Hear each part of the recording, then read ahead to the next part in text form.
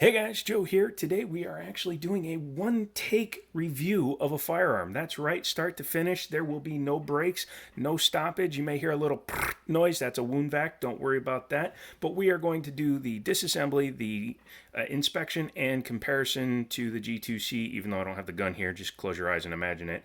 All in one take. So, yeah, hit the subscribe if you like that. If you're new to the channel, thanks for checking it out. I usually do a review at least once a week, and I always will try to do that. But this one is on loan from Liberty Arms in Harrisonburg, Virginia. They've been really nice, let me borrow firearms, even though I haven't been able to go down and work because of the pandemic.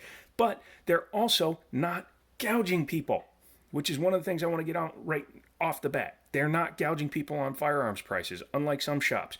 They're selling this gun right here for $245, which is what they normally would sell it for.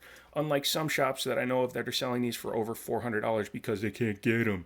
Don't do that. Harrisonburg, Virginia, Liberty Arms, Google it, call them, order one. If it's not in stock, give them your name and number. They'll get one for you. Tell them Joe sent you. They'll take care of you.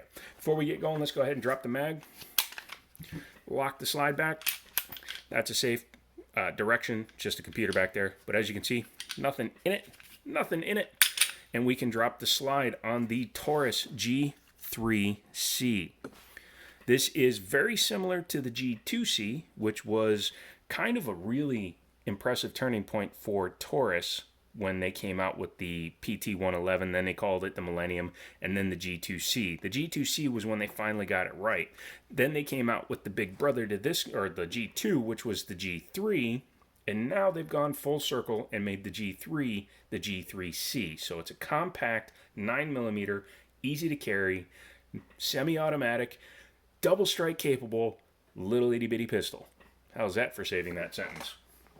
This one is the black on black. It's a good looking pistol. It looks kind of like every other carry concealed piece that's out there, and that's good. You don't need something super flashy. That's how you get in trouble. This one has a slightly different finish than the G2C. The G2Cs are Parkerized. This is a paint that's kind of infused. It's put into, it soaks into the metal a little bit more, so it will hide some of the wear. If you have a G2C, you probably have a lot of wear on it if you've put more than like 12 rounds through it. Speaking of 12 rounds, you get not one, not two, but three 12-round magazines when you purchase this firearm, which is really nice to have because, well, you know, you might as well get the most bang for your buck. Normally you'd spend another $15 to $20 for an extra mag, so you're getting this gun for $225, basically. Hell of a deal. This is 12 plus 1, which means it is one more than the Springfield Hellcat and two more than the standard SIG 365. It is also slightly larger than both. However, I will say that it's slightly thinner than the G2C was. They managed to make this a little bit slimmer. Normally it would have stuck out probably as much as these extended thumb rests do on the G2C. So I'm impressed that they were able to slim it down a little bit. However, it is still substantially thicker than either of the other two pistols. Taking a look at it, they've added a lot of the design cues from the G3 and dropped some that were on the G2C. Number one, it no longer has the cutout in the front. It's completely flat, just like the G3. Now it just has slide serrations, which is good. I don't front rack a short pistol like this, but it's good that it's there. Rear slide serrations are deeper and more pronounced, which is nice. One major difference that I spotted right away is they eliminated the fully adjustable sight in the rear because they went to a Glock compatible sight. Sorry, this is where I would be doing a lot of stoppage and starting, so bear with me. But this is a Glock compatible sight, so you can take this off and use night sights, whatever sights you want, off of a Glock. You always could with the front on the G2C and now the G3C, because this is just held in with the same screw, just like a Glock 43 or a 19 or any of the ones that had the front sight held in with the screw. Still has the same controls as the G2C, so you have an external frame-mounted safety. Some people like them, some people hate them. I like them. I'm fine with it. If it didn't have it, I wouldn't care, but since it has it, I would use it. Standard slide release. It's not an ambidextrous pistol. However, the mag release is switchable. This is very easy to drive either left or right normally, except for, when I'm trying to do it at a weird angle. But the ergonomics feel good in both the left and the right hand. Obviously, it's much more natural to sweep it like a 1911. They did a couple of changes. This is a much more European and other places market-friendly pistol because everything is serialized now, including the fire control group. It used to just be right here on the frame. So frame is serialized, fire control group, slide, and barrel, which means that was done on purpose so they can export this firearm to other markets. The stippling has been changed slightly. It more matches the G3 than it does the G2C, so it's not super cutty. However, it's still nice and aggressive and grabs your hand well. Undercut slightly below the trigger guard because obviously it's a shorter frame. You want to get up as high as you can on it. The trigger has been slightly changed. The trigger blade now goes fully into the trigger, so when you pull the trigger it will disappear completely, which will allow you to get a more flat feel on the trigger when you go to pull it. The accessory rail is the same, so no difference there. So if you have a G2C compatible front laser or light, it should fit right onto this one.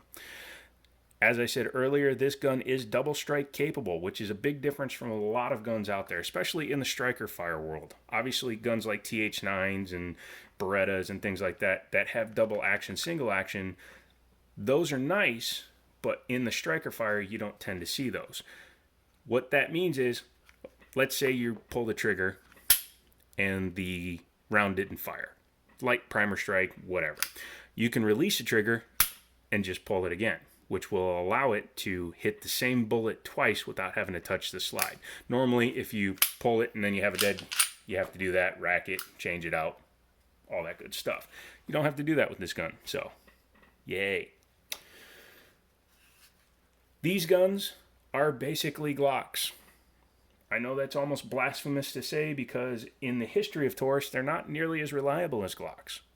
However, in my personal experience from owning a G2C and a G3, they can be reliable if you keep them clean. That leads us to the next part, which is the Glock-like takedown. And just like a Glock, you just kind of grab your slide, pull it back a little bit, grab your tabs, and pull down, and boom.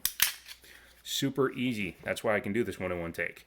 As you can see, now we have the frame and the slide separated. You can pull out your double-nested spring, which is very nice, captive, so you don't have to worry about it going anywhere. And you can pull out your barrel. Nice, short, itty-bitty. Not much to write home about. Looking inside of it, you can see that the finish is actually really nice. I'd say it's comparable to that Glock 34 we looked at last time. Actually has fewer markings in this one than the other one did. And you can also see how the front sight is held in there, the yellow spot. Coming back here, you obviously have your striker back here, your drop safety right there. And on the outside of this side, you have your extractor. Not much has changed. They did eliminate the loaded chamber indicator in favor of a loaded chamber hole, so you can see around inside of it. The barrel itself uses the breech lockup with the tilting action. Looks to be absolutely standard for Taurus. And again, I had mine, never had a problem with it, ran flawlessly, so I would hope this one would as well. I'm almost tempted to just buy this one just so I can take it out and shoot it. The guide rod, this is how you handle recoil in a very short pistol, is a double nested guide rod, because one moves more than the other one right away, and that is how you handle it. That's why the Springfield has it, and that's why the SIG has it. Taking a look at the frame, as you can see, it's metal inserts, and again, they went with very large metal pieces for the slide to ride on, which is very good. I don't like those little itty-bitty half pieces or the plastic coated ones because I find that they sometimes don't work as well. Control group is super simple in here. You just have the trigger that comes back, you have your safety, and your slide release. Not much to write home about. No adjustability in the backstrap. Obviously, it's a cheap gun, but it does fit even my kind of slightly large hand very well. And with those 4 parts, you are field stripped. You can kind of clean it, hit it with some oil, lube, gun lube, whatever you got laying around, reassemble it, and move on. Let's go ahead and reassemble it. Take your barrel and put it into the slide the correct way. By the way, I'm doing this with no glasses on either, because why should I be able to see what I'm doing, right? Ha ha ha. Go ahead and put your recoil spring back in. Make sure that it's flat and level. And to those that might put in the comments, why didn't I safety check it before I tore the gun down? This is a one take. You saw that I safety checked it, and I didn't do anything with it off camera. So there you go. Go ahead and just bring it back. Make sure that your guide rod doesn't catch. Sometimes you got to make sure the bar back here is in the downward position. Come here, you. There we go. Sorry. Do that. Make sure it lines up. And there you go. In terms of the trigger feel, feels actually a little bit better than the original one. I think it's because the blade doesn't stick out as far, so my finger's actually flat on the trigger. Pull is about the same, which it's going to be because you're resetting the striker with every pull. The reset is about the same as it was last time, maybe a little bit longer, but that's okay because you can hear it and feel it. Again, if you don't have nerve damage, great, you can be really precise. But if you're like me and you have nerve damage, just go ham.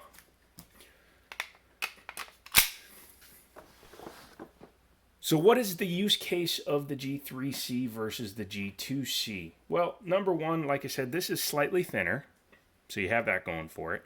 You have more sight options, although I will say that the adjustable rear sight was pretty good on it, but if you wanted night sights, a little bit more limited. Now you can run Glock stuff, so you have more options.